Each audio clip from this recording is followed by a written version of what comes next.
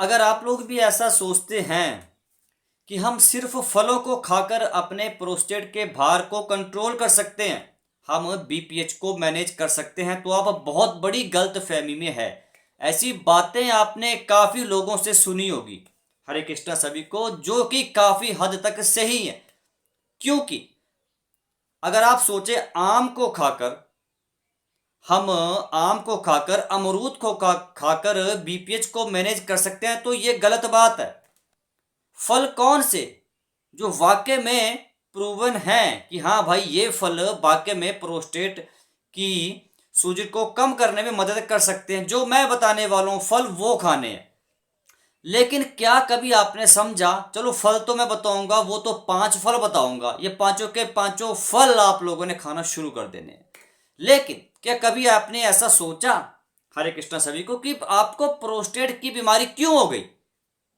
Exact cause क्या है, root cause क्या है, जड़ क्या है? कोई नहीं बताता ना वीडियो में।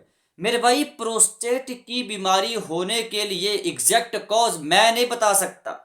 मेरी छोड़िए, पूरी दुनिया में आपको कोई नहीं बता सकते कि भाई आपके प्रोस्टेट का जो भार है ये भैया इन्फेक्शन की वजह से बड़ा बड़ा है, या कोई और कारण नहीं।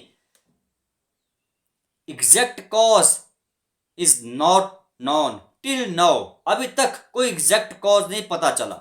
हाँ, तो रिस्पॉन्सिबल फैक्टर्स होते हैं। फलों के बारे में भी बताऊंगा, पहले थोड़ा समझिए कि आपको प्रोस्टेट हो क्यों गया है। और भी तो पुरुष है, उनको क्यों नहीं है प्रोस्टेट की बीमारी, आपको क्यों है, समझना पड़ेगा ना। सबसे पहला रिस्पॉन्सिबल फैक्टर जो जिम्मेवार कारण है, सबसे बड़ा है, वो बहुत बड़ा मेन रिस्पॉन्सिबल फैक्टर है, वो पता क्या है? That is hormonal imbalance. पुरुष भाइयों, आपके शरीर में एक हार्मोन होता है टेस्टोस्टेरोन, सुना होगा आप लोगों ने नाम, ठीक है? और इसी टेस्टोस्टेरोन हार्मोन को हमारा शरीर कन्वर्ट करता है डाईहाइड्रोटेस्टोस्टेरोन। और जब 60-65 साल के बाद इसका लेवल इम्बैलेंस होगा, तो चांसेस कई गुना बढ़ जाते हैं कि आपको बीपीएच हो सकता है बाकी पुरुषों की अपेक्षा। तो इसीलिए आपने इस हार्मोन के लेवल को बैलेंस में रखना है। कैसे रखना है वो मैं बताऊंगा इसी वीडियो में, ठीक है? ये 5 फल ही काफी हैं इसको मैनेज करने में लिए, बैलेंस में लाने के लिए। दूसरा जिम्मेवार कारण, दूसरा रिस्पॉन्सिबल फैक्टर वो होता है that is weak pelvic floor muscles. आप पुरुष भाइयों ने एक बात सुनी होगी कि जब कुछ प्रोस्टेट के मरीजों को क्या होता है, जब पेशाब आता है तो उनको ऐसा लगता है पेट में दर्द हो रही हो, बहुत ज्यादा कंप्लेन करते हैं अपने डॉक्टर से कि डॉक्टर साहब ऐसा है पेशाब करते समय पेट में दर्द हो रही है। वो बेसिकली स्टमक पेन नहीं होती, वो पेट में दर्द नहीं होती, वो बेसिकली होती है नाभि के नीचे वाले हिस्से में दर्द। और जिस हिस्से को बोला जाता है पेल्विक एरिया, पेल्विक फ्लोर, वहां पे मसल्स होती हैं छोटी छोटी, बस वो कमजोर, उनकी पकड़ कमजोर होना शुरू हो जाती है उम्र बढ़ने के साथ। दो रिस्पॉन्सिबल फैक्टर मैंने आप लोगों को बता दिए। कौन कौन से बताए, समझ गए? अब आप लोगों ने समझना है कि वो फल कौन से हैं, ताकि हम जल्दी से जल्दी भैया प्रोस्टेट को काफी हद तक मैनेज कर सकें, बीपीएच को कंट्रोल में ला सकें। सबसे पहला फल जो पुरुष भाइयों ने कहा दैट इज पपीता, पपाया। अब यहां पर आप लोग सोचेंगे पपीता खाकर कैसे कंट्रोल सकते हैं। अब आप समझेंगे, आप गौर से जरा डायरी पे लिखिएगा इस पॉइंट को। पपीते में एक इंजाइम होता है दैट इज कॉल्ड पपेन, और यही पपेन इंजाइम आपके गुड डाइजेशन को प्रमोट करता है, आपके पाचन को अच्छा रखता है। जी हाँ, जो भी आप खाएंगे उसको पचाने का काम करता है पपेन एंजाइम। और जिन भी पुरुष भाइयों का, ये बात मैं नहीं बोल रहा हूं, आप लोग जो वीडियो देख रहे हैं ये लोग, आप लोगों को भी ये पता है कि जिन भी लोगों का पाचन खराब है उनमें प्रोस्टेट तो छोड़िए, किसी भी बीमारी के आने की संभावना बहुत ज्यादा होती है। तो पाचन अच्छा रहेगा पपीता खाने से। और अगर पाचन अच्छा होगा तो एक बात समझ लीजिए, आपको किसी भी बीमारी के आने का खतरा काफी हद तक टल सकता है। अगर पाचन खराब होगा तो गैस, कब्ज, तेजाब बनेगा। कब्ज होगी, कब्ज प्रोस्टेट के मरीजों का जानी दुश्मन है, कट्टर दुश्मन है कब्ज। कब्ज मत होने दीजिए, सारी बीमारियों की जड़ कब्ज है। तो 60-65 साल के बाद कोशिश कीजिए आप कब्ज मत होने दीजिए, और पपीता जरूर खाओ, दिन में एक। अभी मिल रहा है ना, ये गर्मियों में मिलेगा, भरपूर खाइए, दिन में एक पपीता जरूर खाना है। और ऐसा स्टडीज में पाया गया है कि ये प्रोस्टेट की इन्फ्लेमेशंस को, स्वेलिंग्स को बहुत तेजी से रिड्यूस कर सकता है, कम कर सकता है। क्या? पपीता। दिन में एक पपीता तो खाना है यार, ज्यादा काम थोड़ी है ना, सिंपल सा काम है ना। ठीक है। और अब बात करेंगे दूसरे फल की। जो दूसरा फल, ये थोड़ा सा महंगा है, लेकिन आपने मंगवाना है, खाना है। अब क्या करूं, महंगा है तो अब फल वही बताऊंगा जो वाकई में प्रूवन है, जो फायदा दिला सकते हैं। अब सस्ते फलों के चक्कर में ऐसा फल थोड़ी बताऊंगा जो जिनका कोई मतलब ही नहीं है, जो डाउन टू ड्रेन होने वाला काम है, करने वाला काम है। दूसरा जो टॉप फ्रूट है सॉरी, गले में थोड़ी खराश हो गया। जो दूसरा फल है वो होता है अनार। महंगा है बेशक है, लेकिन आपने खाना है। अच्छा, अनार मैंने क्यों बोला? महंगा होने के बावजूद मैं बोल रहा हूँ कि खाना है, चाहे हो जाए 500 रुपये किलो, लेकिन खाना है 2-3 महीने लगातार। मेरे भाई, आपने दिन में 4 अनार थोड़ी खाने, 1-2 अनार खाने हैं ना, ये तो जूस बना कर पीना है, तो कुछ ज्यादा खर्चा नहीं आता। अनार के अंदर एंटीऑक्सीडेंट्स की मात्रा बहुत अधिक होती है, और यही एंटीऑक्सीडेंट्स हैं जो प्रोस्टेट कैंसर के रिस्क को कम करते हैं। प्रोस्टेट कैंसर से आपकी रक्षा करते हैं। कैसे? देखिए, ये जो एंटीऑक्सीडेंट्स हैं ना, ये फ्री रेडिकल्स को रेगुलेट करते हैं, जो कि हमारे शरीर के लिए बहुत ज़्यादा हार्मफुल होते हैं। और ये ऑक्सीडेटिव डैमेज को कम कर देते हैं, ऑक्सीडेटिव स्ट्रेस को रिड्यूस करते हैं। क्या? अनार। एक अनार 100 बीमार। आपने कहावत सुनी है ना घर में बुजुर्गों से, दादा दादी से सुनी है ना। बेशक वो उतने ज्यादा एजुकेट नहीं होते, लेकिन जाने जाने में वो हमें ऐसी चीजें बताते थे कि आज इनके ऊपर मेडिकल रिसर्च हो रही है। आप उसको सोचिए। तो आज से आप लोगों ने अनार खाना है। अनार आपकी प्रोस्टेट की स्वेलिंग इन्फ्लेमेशन को तो बहुत तेजी से कम कर सकता है, प्लस ये जो पूरे यूनरी फंक्शंस को रेगुलेट करता है अनार यार। जो आपको पेशाब बार बार आ रहा है, फ्रीक्वेंट यूरिनेशन है, डिफिकल्टीज हो रही है वाइल स्टार्टिंग और पासिंग यूरिन, आपकी पेशाब की धार मोटी या पतली है, इन सारी जो कंडीशंस को रेगुलेट करता है कौन? अनार।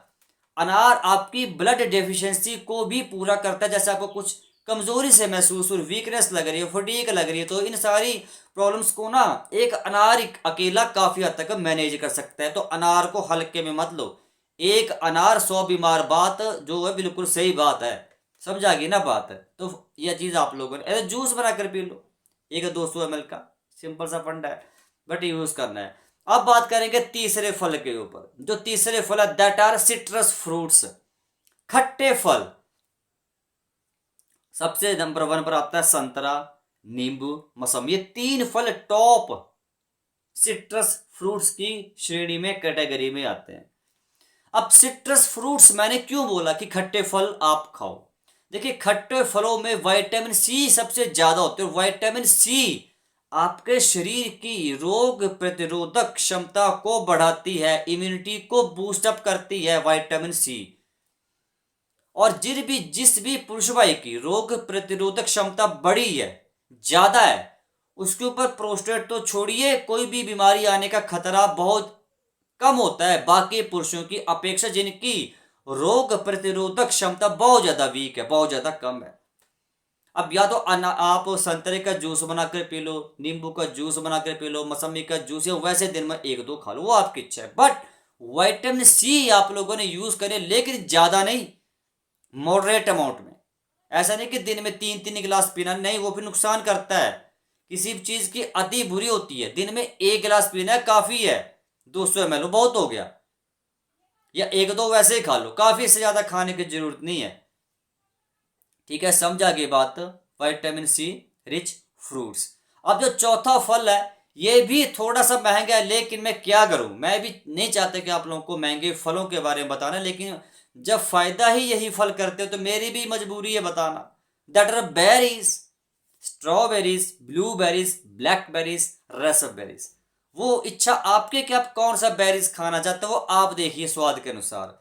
लेकिन मेरा काम है समझाना कि बेरीज एक्चुअली में वर्क क्या करेंगे इन benign prostatic hyperplasia problem.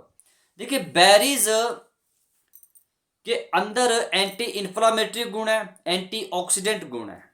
Anti inflammatory मतलब ये सूजन को बहुत तेजी से कम करने का काम करते हैं। कौन? बेरीज। और प्रोस्टेट में chronic inflammations that can also contributes to prostate enlargement. Prostate में सूजन को कम करने का काम करेगी ये बेरीज। साथ में इसके अंदर जो एंटीऑक्सीडेंट्स हैं ये प्रोस्टेट कैंसर के खतरे को कम करते हैं। बेरीज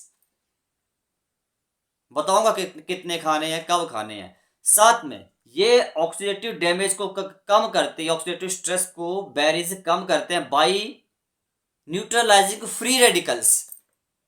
आप लोगों ने एक चीज नोट की, गौर की कि मैं एक शब्द बहुत बार प्रयोग कर रहा हूं जिसका नाम क्या है? एंटीऑक्सीडेंट। और वाकई में सारा खेल इन फलों में एंटीऑक्सीडेंट्स का ही है। किसी में कम है, किसी में ज्यादा है, लेकिन मैंने फल वही बताए जिनमें सबसे ज्यादा एंटीऑक्सीडेंट्स की मात्रा है। बेरीज खाने कितने हैं ये आपको समझना पड़ेगा। बेरीज एक मुट्ठी भर, ये देख लो, ऐसे मुट्ठी में उठाए बेरीज, दिन में खा लिए जब मर्जी, सुबह दोपहर को खा लो, रात को कम खाना, सुबह या दोपहर को। आप इस बात को मानिए ना मानिए, लेकिन जो बेरीज हैं these are the excellent source of powerful antioxidants. तो यहां तक क्लियर हो गया, चार फल आप लोगों ने समझ ली। अब जो अगला फल है वो है टमाटर। टमाटर खा लो, टमाटर आका जूस पीना शुरू कर दो मेरे भाई। टमाटर में लाइकोपीन है। टमाटर को सब्जी बोलो, सलाद बोलो, फल बोलो, आपको जो भी बोलना है आप वही बोलो, बट यूज कर दो। दिन में 1 गिलास टमाटर का 200 ml का पीना शुरू कर दो जूस मेरे भाई। टमाटर में लाइकोपीन है। लाइकोपीन एक सबसे पावरफुल एंटीऑक्सीडेंट है जो प्रोस्टेट कैंसर के खतरे को कम करता है। साथ में प्रोस्टेट की स्वेलिंग इन्फ्लेमेशन को बहुत तेजी से कम करता है। पूरे यूरिनरी फंक्शंस को रेगुलेट करता है। अब जो नेक्स्ट फल है, जो अगला फल है, जो next product, that is watermelon. जी हाँ, जिसमें सबसे ज्यादा, गर्मी में बहुत ज्यादा मिल रहा है, हम तो रोज खाते हैं। इसमें सबसे ज्यादा पानी की मात्रा है, और पानी ज्यादा शरीर में जाएगा तो भैया शरीर में जितने भी टॉक्सिन्स जमा हो चुके हैं, जो गंध शरीर में जमा है, जो विषैले तत्व शरीर में जमा हो चुके हैं कई सालों से, वो फ्लश आउट होना शुरू हो जाएंगे। शरीर की शुद्धि होगी, सर से लेकर पैर तक डिटॉक्सिफिकेशन होना शुरू हो जाएगी। इसके अलावा पानी की मात्रा सबसे अधिक है, लेकिन इसके साथ इसमें दो चीजें और हैं, तभी मैंने बोला पानी की वजह से मैं यूज करने के लिए बोल रहा हूं। सिर्फ दो चीजें और उनकी वजह से मैं प्रयोग करने के लिए बोल रहा हूं। और जो दूसरी चीज है वो है इसमें लाइकोपीन। और अभी मैंने पीछे बताया कि लाइकोपीन एक एंटीऑक्सीडेंट है जो प्रोस्टेट कैंसर के खतरे को कम करता है। जो आपके फ्री रेडिकल्स हैं उनको न्यूट्रलाइज करता है। ठीक है, जो फ्री रेडिकल्स हैं उनको न्यूट्रलाइज करता है और ऑक्सीडेटिव डैमेज स्ट्रेस को कम करता है। और तीसरी चीज इसमें विटामिन सी है, और विटामिन सी आपकी इम्यूनिटी को बूस्ट करते, मैंने बताया भी जब खट्टे फलों के बारे में बता रहा था। तो ये चीजें बहुत इंपॉर्टेंट है यार। दिन में एक तो वाटरमेलन खाना है, अकेले बैठ के खा लो, दोपहर को खा लो, सुबह खा लो, क्या क्या इशू है? ये महंगा थोड़ी है, दो ही फल महंगे है ना ज्यादा, एक अनार दूसरा बेरीज, लेकिन खाने हैं मेरे भाई।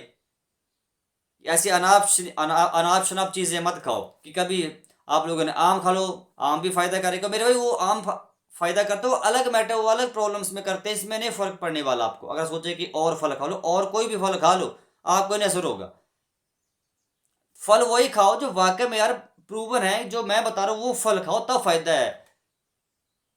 ठीक है, आप वैसे पैसे खर्च करते जाते हो, वैसे खर्च करने का फायदा नहीं। अब लास्ट में एक चीज बता दूं आप पुरुष भाइयों को, ये फल तो आपने हफ्तों के सातों दिन बदल बदल कर खाने, लेकिन साथ में दिन में आपने 15-20 ग्राम कद्दू के बीज खा लेने हैं।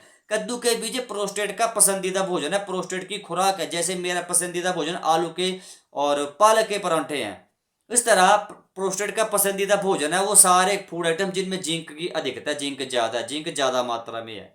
तो आपने जिंक कंटेनिंग फूड आइटम्स ज्यादा लेनी है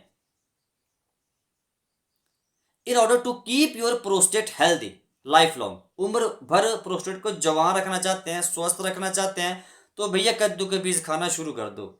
और कद्दू के बीज प्रोस्टेट के साथ साथ पुरुष वायु में स्पर्म्स की क्वांटिटी को भी बहुत अच्छे तरीके से मेंटेन करता है। आप खाकर देख लो कद्दू के बीज, आपको तब पता चलेगा, ऐसे नहीं, लेकिन 1-2 हफ्ते नहीं, कम से कम 1 महीना रेगुलर खाओ, तब आपको थोड़ा सा दिखेगा। साथ में परहेज, अब जाते जाते परहेज बताओ, दूध नहीं पीना, चाय नहीं पीना, कॉफी नहीं पीनी, फलों का जूस डिब्बा बंद नहीं पीना, शराब नहीं पीनी, मैदे से बनी चाय, अपने sorry chowmein, momo, burger, pizza, hot dog, पता नहीं और कौन कौन सी चीजें, सब नहीं खानी आप लोगों ने। और साथ में जलेबी, समोसे, पकौड़ा, मेरे भाई कुछ नहीं खाना है। आप सब लोग 3 महीने छोड़ के देख लो यार लगातार। मैं बोल रहा हूँ कि आप कम से कम 1 महीना छोड़ो, 3 महीने ज्यादा बोल दी, आप 1 महीना बंद करके देख लो, आप खुद बोलेंगे। और मीठा कम खाना, मीठा बात समझो, मीठा अगर ज्यादा आप जैसे नेचुरल वे में शुगर ले रहे हो वो नुकसान ही करती है। फलों के द्वारा जो चीनी जा रही है वो कोई इशू नहीं है, जो गन्ना है वो नेचुरल शुगर, लेकिन जो आप बाहर से चीनी ले, रिफाइंड शुगर खा रहे हो वो नुकसान कर रही है। उस वजह से आपका भार बढ़ सकता है और ओबेसिटी होने का, ओबेसिटी भी एक मेजर रिस्क फैक्टर होता है बीपीएच होने के लिए। बातों को समझिए, क्योंकि जो ज्यादा चीनी शरीर में जा रही है भैया, उसको बाहर निकालने के लिए शरीर को ज्यादा पेशाब प्रोड्यूस करना पड़ रहा है। आप लोग 1 महीने के चीनी ही बंद कर दो, गुड़ वगैरह खा लो, शक्कर खा लो, लेकिन बट रिफाइंड शुगर बंद कर दो। तो आज की वीडियो बहुत लंबी हो गई, तभी मैंने थोड़ा जल्दी में बोला। और बाकी कोई कंफ्यूजन है कमेंट कीजिएगा, वीडियो अच्छी लगी लाइक शेयर, चैनल को सब्सक्राइब कीजिए। मिलता हूँ कल की वीडियो में, तब तक के लिए हरे कृष्णा।